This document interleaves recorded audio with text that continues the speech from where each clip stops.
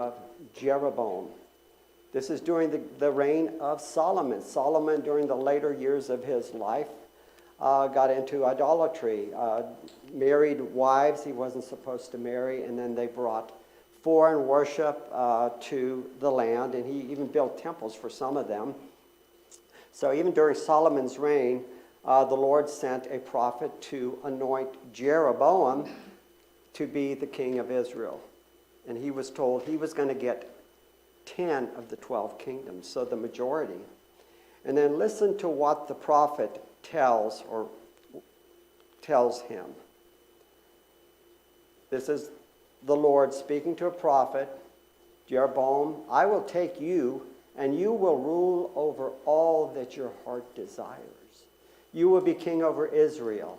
We'll get back to the if you do whatever I command you, if you walk in obedience to me, if you do what is right in my eyes, if you obey my decrees and commands, as David my servant did. So he's going back, comparing him to David. That's the model you want to emulate, David, not Solomon. I will be with you then. And then listen to this. I will build you a dynasty as enduring as the one I built for David, and will give Israel to you. This is the Lord making his commandment. Jeroboam, you can be another David. You have my word on it. But he didn't trust in the Lord.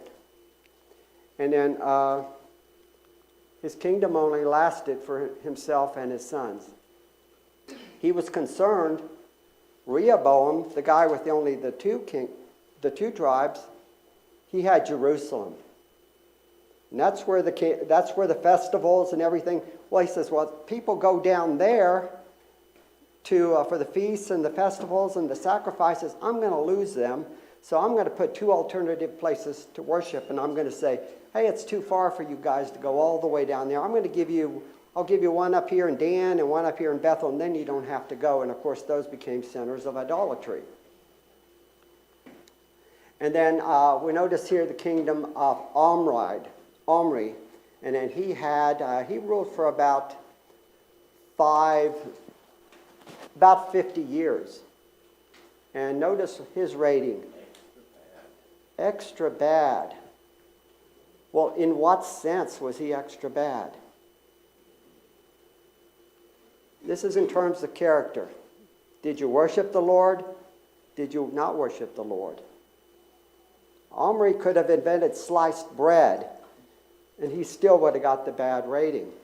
I remember reading or in a class that Omri was actually one of the top kings, probably second only to Solomon, as far as his accomplishments. This is from the ESV Archaeological Study Bible. And it says, Omri was an enormously famous and successful king, yet the Bible pays him virtually no attention. He gets 8 verses. Political success in the eyes of the biblical writers counted for very little if an individual did not serve the Lord. This Moabite stone here actually contains all the accomplishments of Omri, all the great things he did. He created, Samaria, built the capital there on a hill, this great capital that he built.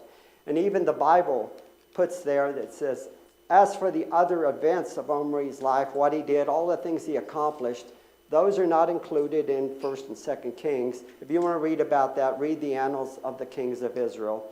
And that's mentioned 18 times. One for each of the kings, except for one. There's nothing about the Annals of the King of Judah. So it's only for the kings of Israel. And Omri was so well noted that the Assyrians, the major power to the north, didn't call Israel Israel. They called it the kingdom of Omri. That's how important he was.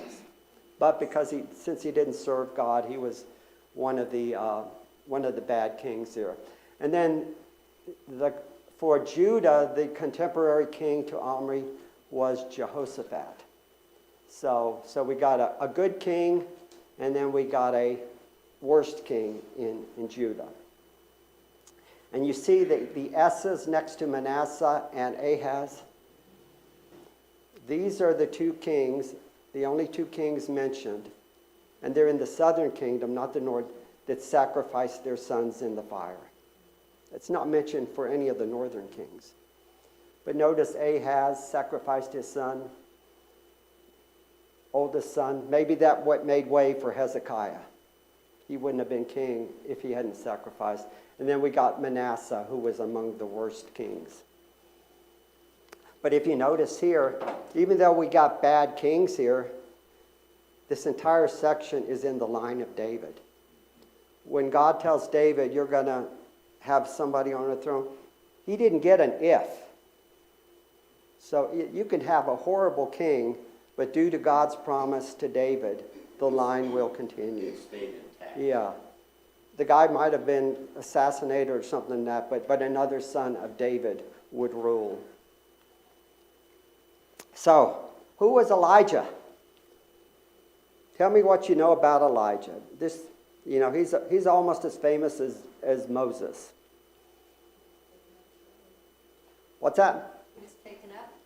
Taken up in the chariots of fire. Anything else? Showed the prophets of Bile a thing or two. Yep. Had that contest. Especially during that particular contest, Elijah seems to have, he was enjoying, in a sense, why don't you shout a little louder so your God can hear you? Yeah. Maybe it was June and he was on vacation. In Berkeley. Yeah, maybe it was too hot and he was on an Alaska cruise or something like that. So, he called for the drought. I had 3 miraculous feedings. Yes. The ravens. He was fed by a poor widow. He was fed by an angel. He was the first one in the Bible to raise anyone from the dead. We have Mount Carmel. What about his clothing?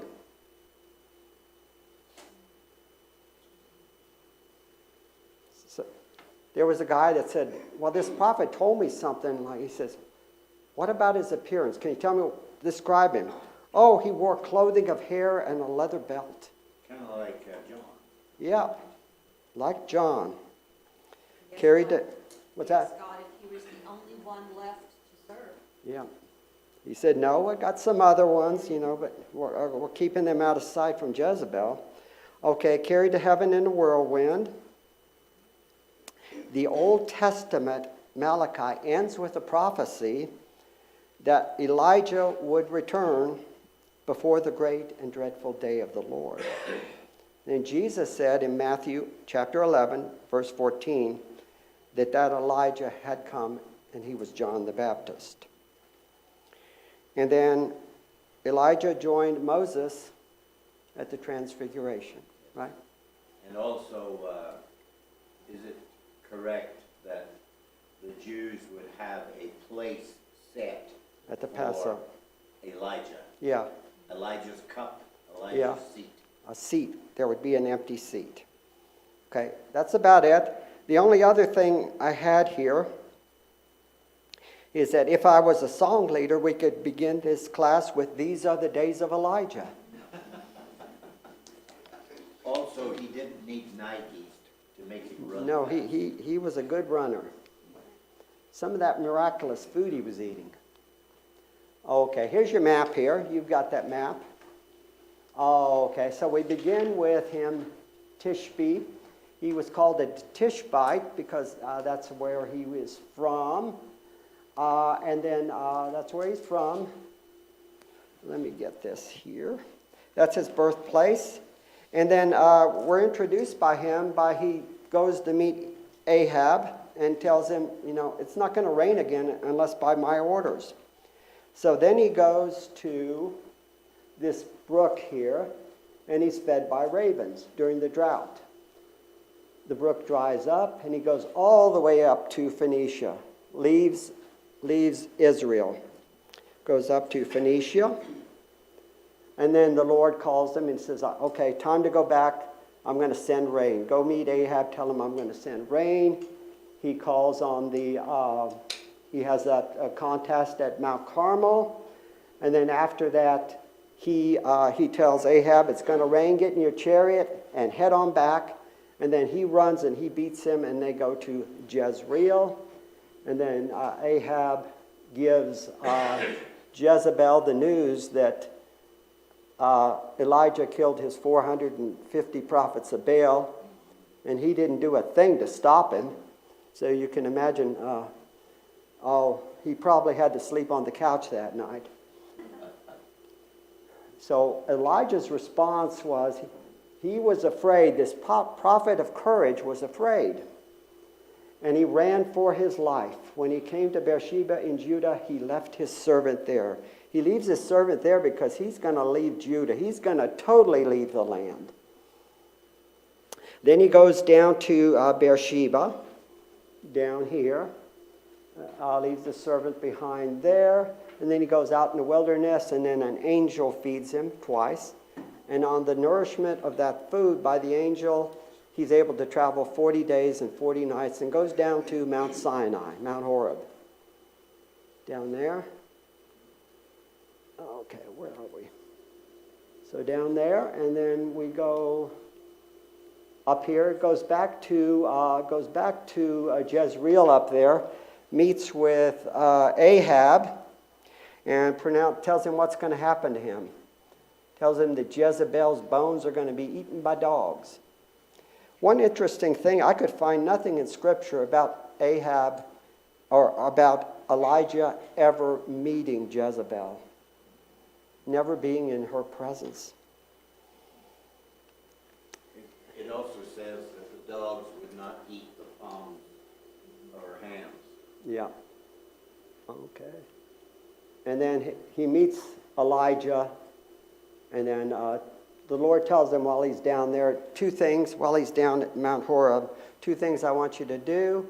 I want you to anoint a new king to replace Ahab, and I want you to anoint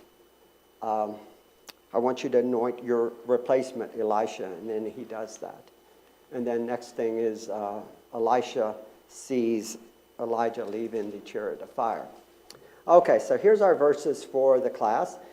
Elijah announces a great drought. These verses are from the NIV.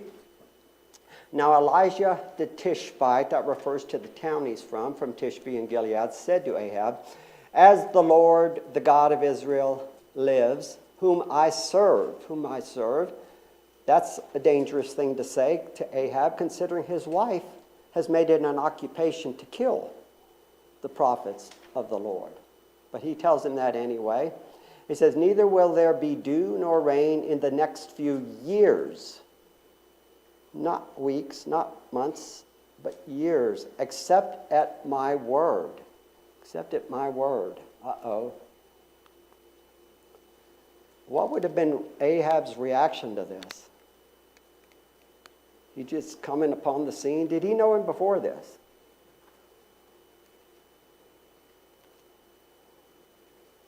He might have said, okay, no big deal. I serve Baal, the rider on the clouds. I serve the God of rain. I don't have to worry. We got 450 prophets of Baal versus one prophet here. So neither dew nor rain. Well, what does God say about dew and rain? Let's go back to Deuteronomy. In this series, we're going to go to Deuteronomy a lot. That's where the law is. Take care lest your heart be deceived and you turn aside and serve other gods, such as Baal, such as Asherah, and worship them. Then the anger of the Lord will be kindled against you, and he, not Elijah, he will shut up the heavens so that there will be no rain, and the land will yield no fruit, and you will perish quickly off the good land that the Lord has given you. So the Lord had prophesied this, or told of this, back in Deuteronomy, hundreds of years earlier, that if you serve other gods, I'm going to cut off the rain. So here's a little bit better of a map. So here's Tishbe right in there. We'll zoom in a little bit. So here's Tishbe. Here's Jezreel right in here. That's the winter capital of Israel. And that's where Jezebel and Ahab were. So this is probably taking place in winter. This is Samaria, the capital that Omri built. And then here's Mount Carmel. And you see it sort of overlooks the Mediterranean. And then here's the river where the 450 prophets of Baal are killed.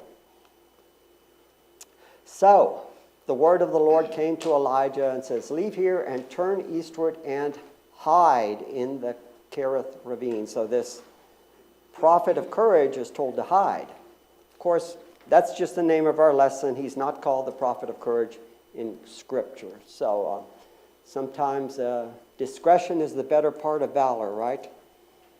Just because, Mark says you can pick up snakes, you can drink poison, that doesn't mean just go ahead and do it. You will drink from the brook, that Kerith brook, which is close to where he was born, and I have directed the ravens to supply you with food there. The ravens? Wow. Wouldn't they eat it? What kind of birds were ravens?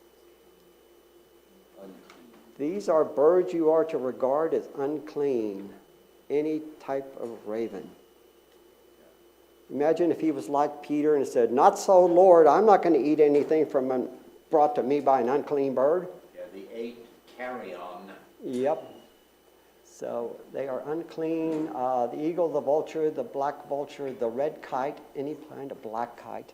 I was curious to find out what a red kite was, and I looked it up, and they were extinct for a while. They were trying to wipe them out. They would actually go out and get your cats and dogs and carry them off.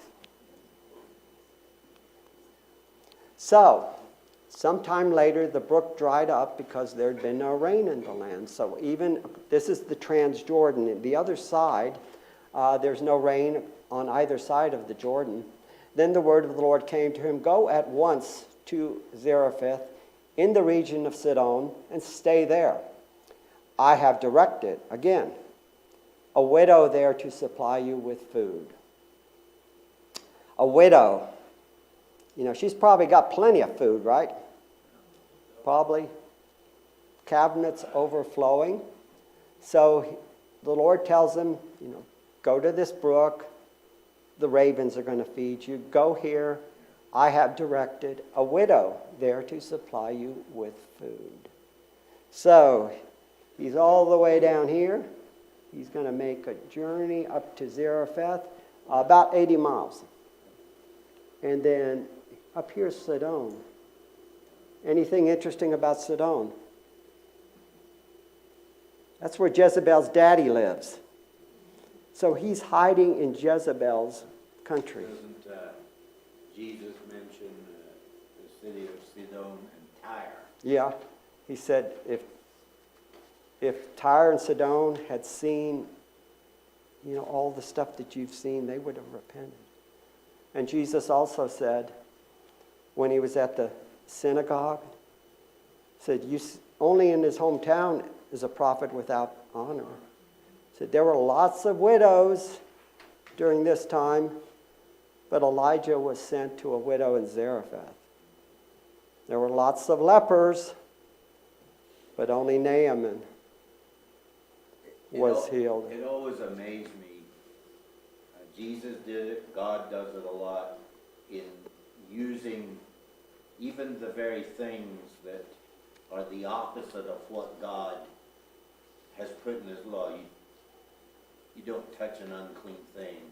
A Samaritan is highlighted as an individual who is serving God or returns thanks to God. All the things that, you were always raised to believe those are the unrighteous things. Those are the unrighteous people. But when God uses something that is unclean or unrighteous, does it not become holy while God is using it? And you keep the Sabbath day holy. You don't do any work. But when they marched around Jericho, 7 days. One of those days was the Sabbath. One of those days they were carrying the ark on the Sabbath. So he's up to Zarephath. So Elijah meets the widow. He's never met her before. He doesn't know what she looks like. He gets to the town gate. The town gate, that's where business is. And then he sees this woman there. Not an old woman, a young woman. Probably wearing black, recent widow. She has a son, a young son. That's how we figure she's young. Her son dies. Elijah brings him back from the dead. She is able to carry her son up the stairs. So that means her son doesn't weigh that much, and so she's probably not that old. So Elijah comes and meets her at the gate, asks her for water. A Jew asking a foreign woman for water? Sound familiar? Yes. So she goes and gets the water, brings it back and says, "It's not too much trouble. Can I have a morsel of bread too?"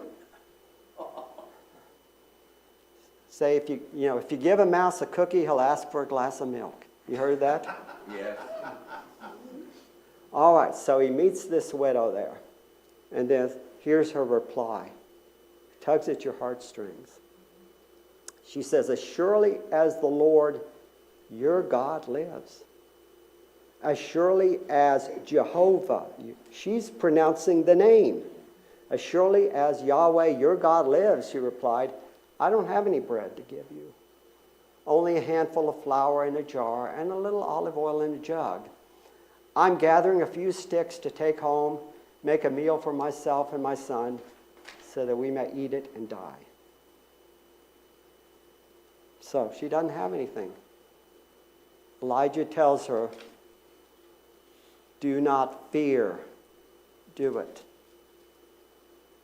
Make the bread first for me, and then you can eat afterwards." And then this is what he says. I can't read it on that one. "For this is what the Lord, the God of Israel, says. The jar of flour will not be used up, and the jug of oil will not run dry, until the day the Lord sends rain upon the land." So if the Lord can keep the jar and the bowl from running out of oil and flour, couldn't he have kept that brook from drying up? But I think he wanted him to go here. It's going to help her with her food. He's going to help her when her son dies. So And it's going to last a while. it's going to last a while and doesn't get moldy.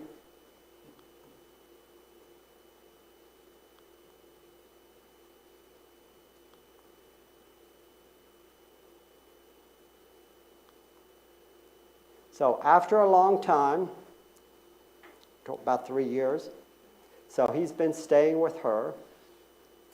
And she had a large house, apparently. She has an upper room where Elijah stayed, and we're told that the son is carried upstairs to the upper room, and then Elijah raises him from the dead. He does that. Did that require a lot of faith? Did he assume that he could do that? He had to pray 3 times before the Lord brought him back, and he laid over his body, and was he supposed to do that? But the Lord raised the son from the dead after his 3rd prayer. So he says, "Go and present yourself to Ahab, and I will send rain upon the land." So Elijah went to present himself to Ahab. No problem. "Lord, if I present myself to him, he's going to be mad at me. He's going to kill me. He's going to shoot first and ask questions later, or maybe not even ask questions." Now the famine was severe in Samaria. It was severe in Phoenicia, where the widow lived. It was severe in the Transjordan. It was probably severe in Judah. And Ahab had summoned Obadiah, his palace administrator, so the keeper of his palace. Obadiah was a devout believer in the Lord. When Jezebel was killing off the Lord's prophets, Obadiah had taken 100 prophets and hidden them in 2 caves, 50 in each, and had supplied them with food and water. He had 50 prophets in 2 caves, supplied them with food and water, unbeknownst to his boss, during a time of drought.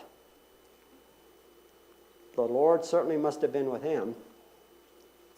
Ahab had said to Obadiah, go through the land. This is Ahab and Obadiah. Go through the land to the springs and to the valleys. Maybe we can find some grass to keep the horses and the mules alive so that we will not have to kill any of our animals. So they divided the land they were to cover, Ahab going in one direction and Obadiah going in another direction. So these two were doing that. So what kind of condition is the country in Dire straits. if the king and the palace administrator are doing servants' work? You know, they should be sending out a servant to do this. Why is the king going out looking for water? So it shows how bad it is.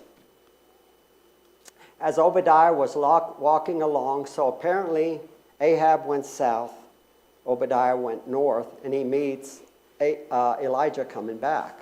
So Elijah meets him, Obadiah recognizes him, bows down to the ground and said, is it really you, my lord, Elijah? Yes, he replied, go tell your master Elijah is here. This is kind of interesting in the different versions that you're reading this in. You got Lord, you got Master. They're both in the Hebrew Adonai. But in the NIV always translates Adonai as Lord when talking about Elijah, and it always translates Adonai as Master when talking about Elijah. But that's only the NIV. Some can keep it consistent, Lord, Lord, Master, Master, or whatever. But that's just an idiosyncrasy of the NIV. Okay, so Obadiah says, what have I done wrong that you are handing your servant over to Ahab to put to death? As surely the Lord your God lives. The Lord your God lives? The Lord our God lives. Why didn't he say that? There is not a nation or kingdom where my master has not sent someone to look for you. And whenever a nation or a kingdom claimed you were not there, he made them swear that they could not find you. So, did they go to Phoenicia? Did they go check with Jezebel's father? Is he here? He wasn't. He didn't even know it. He was hiding in plain sight. But now you tell me to go to my master and say, Elijah is here. I don't know where the Spirit of the Lord may carry you when I leave you. You thought the Spirit of the Lord would just take him away. Remember when Philip preached to the Ethiopian eunuch after it was finished? Spirit of the Lord carried him away and he couldn't find him anymore. Almost like teleportation. Yep. I wonder if that surprised Philip. If I go and tell Ahab and he doesn't find you, he's going to kill me. Yet I, your servant, have worshipped the Lord since my youth. Haven't you heard, my Lord, what I did while Jezebel was killing the prophets of the Lord? I hid 100 of the Lord's prophets in 2 caves, 50 in each, and supplied them with food and water. Well, probably hadn't heard. I don't think that was common knowledge. Because if it's common knowledge, Jezebel's going to find out about it, and those prophets and Obadiah is going to be in trouble. And now you tell me to go to my master and say, is Elijah here? He will kill me. Well, you hid the prophets. That's treason. Don't you think Jezebel's going to kill you? You've already did something where if they find about it, they're going to kill you. Elijah says, as sure as the Lord Almighty lives, whom I serve, I will surely present myself to Ahab today. So Elijah presents an oath in the Lord's name. So now he says, okay, you'll do it. You just made an oath in the Lord's name. So Obadiah went to meet Ahab and told him, and Ahab went to meet Elijah. When he saw Elijah, he said to him, is that you, you troubler of Israel? He said, I've not made trouble for Israel, Elijah reported, but you and your father's family have. You have abandoned the Lord's commands and have followed the Baals. You have abandoned the Lord's commands. That's why we're having this drought, not because I said so. So they've been looking for Elijah, But they need to bring him in alive, don't they? He said, only at my word are you going to get rain again. And if you kill him, well, he's not going to be able to say, bring the rain again. So a little bit on Baal. Why was he so popular? He was the god of the storm. His voice was thunder. He was the god of justice. He created and granted fertility. It was the official religion of Phoenicia. That's where Tyre, Sidon, and Zarephath were. So that's the official religion up north. So when Ahab married Jezebel, she brought this religion down here. And the scripture says that's when Ahab first started worshiping Baal. It became the religion of the northern kingdom during the reign of Ahab and Jezebel. And primarily due to Ahab marrying Jezebel. And she had 450 prophets of Baal, besides the prophets of Asherah. Holy prostitutes were available to stimulate the fertility of the land and the people. Can't you imagine they got a lot of business? Yeah. The wife says, why did you visit the holy prostitutes? Well, honey, I was only doing it for the land so we can get some rain. Sacrifices included animals and sons. But like I said, the only instance I found of anyone sacrificing their sons was in the southern kingdom. Very, very similar to the practice of those who worship Molech. Yeah. The Canaanite god. So Obadiah went to meet Ahab, and he tells him Ahab went to meet Elijah. So he believes him. When he saw Elijah, he said, is that you, you troubler? Okay. Did I go the wrong way? Yes. Okay, you've abandoned the Lord's command and have followed the Baals. Now summon the people from over Israel to meet me on Mount Carmel. That's that mountain there right alongside the Mediterranean Sea. And bring the 450 prophets of Baal and the 400 prophets of Asherah who eat at Jezebel's table. Must be a big table. So Ahab sent word throughout all of Israel and assembled the prophets on Mount Carmel. Elijah went before the people and said, how long will you waver between two opinions? If the Lord is God, follow him. But if Baal is God, follow him. But the people said nothing. How long will you waver between two opinions? The two opinions were, do we worship the Lord or do we worship Baal? Or let's be safe and worship both of them. Now Baal probably didn't mind that because Baal didn't exist, but the Lord said, you will have no other gods before me. So most of them were worshiping the Lord and worshiping Baal, and the Lord didn't approve of that. So Elijah sets the rules. Baal and the 400 prophets versus the Lord and Elijah. Seems like one of them has an advantage. 2 bulls would be offered.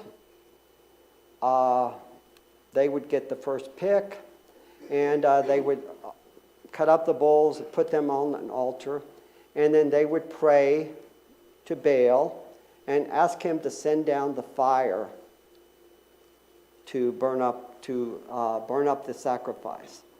And whichever one miraculously sends the fire to burn off the sacrifice, that one officially would be God in Israel.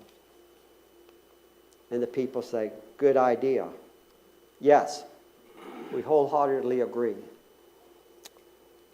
Jezebel isn't there. That seems strange. Boy, I'm going to get Elijah. We got him outnumbered here. These prophets of Baal, they're her kids. Imagine like your son or daughter, they're in this big band concert at school and you don't want to attend. She doesn't even bother attending. She's only 20 miles away. Maybe she didn't want to mess up her makeup going up there. The prophets of Baal began, And they call on Baal from the morning until the time of the evening sacrifice. They're dancing all around their altar. They're cutting themselves. They go till noon. And then Elijah's just insulting them, jeering them on. He said, maybe he's in the restroom. Maybe he's on vacation. Maybe he's somewhere else. Come on, keep on. They cut themselves. They do it, but nothing. And then this continues till the time of the evening sacrifice, the evening oblation. So here's the top today of Mount Carmel up in here. There's a building up there, but you can see the Mediterranean from the top. Elijah builds an altar of the Lord. He repairs an altar of the Lord that was up there. And if you consider Mount Carmel, it's a high place where the Lord said, no longer built altars up there, even to me. If you want to sacrifice to me, go do it in Jerusalem. Elijah builds this altar. He finds 12 stones, one for each of the 12 tribes, and places the wood there, cuts up the bull on the altar, and then he digs a trench around the altar. Why is he doing that? Yep. He asks that 12 large jars of water be poured on the offering. Well, it's a drought. We don't want to waste this water, so he puts all the water around and it goes into the trench there. This is probably water that they had because all of Israel, or a large crowd, is watching this. Elijah prays to the Lord. 1 Kings 18:38. Then the fire of the Lord fell and burned upon the sacrifice, the wood, the stones and the soil, and also licked up the water and the trench. So the stones. So the fire came down, got the sacrifice, and God destroyed the altar. If he hadn't, can you imagine what would have happened to that altar? Remember the serpent that Moses held up? They kept it around. They would have continued to worship at this altar if it hadn't been destroyed. When all the people saw this, they fell prostrate and cried, "The Lord, He is God. The Lord, He is God. The Lord wins." The prophets of Baal are killed in the Kishon Valley. This is the valley down at the base. And Elijah tells the people, gather all the prophets and then bring them down there. And then we're told that Elijah killed them. Maybe he had others. Then rain. Elijah tells Ahab, get a meal, eat, get ready, and then get in your chariot and go as fast as you can back home. And that's our slide at the beginning. Meanwhile, the sky grew black with clouds. The wind rose and heavy rain started falling, and Ahab rode off to Jezreel. This is their winter capital. The power of the Lord came on Elijah, and tucking his cloak into his belt, he ran ahead of Ahab all the way to Jezreel. Ahab tells Jezebel what happened, and then can you imagine her saying, well, you're the king, what did you do? Well, I watched. I didn't do anything. They're not my prophets. So and then she swears an oath to have him killed. She said, may so and so happen if Elijah is not the same as my prophets by tomorrow. Elijah flees to Beersheba. About as far as he can go.